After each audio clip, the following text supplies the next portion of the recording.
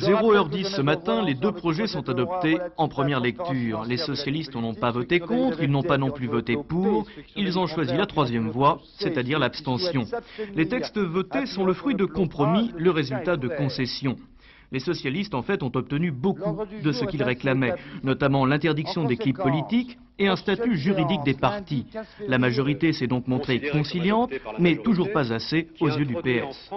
Pierre d'achoppement, les déductions fiscales pour les donateurs privés, même limitées par la loi, et même si les dons seront contrôlés, c'en est toujours trop pour les socialistes qui en font une question de principe.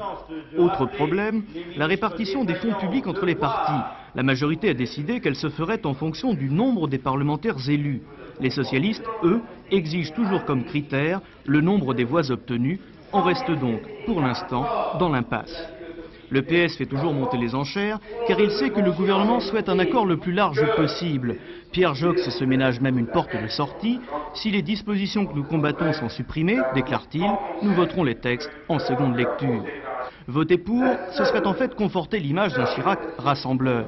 Voter contre, alors là, ce serait prendre un double risque.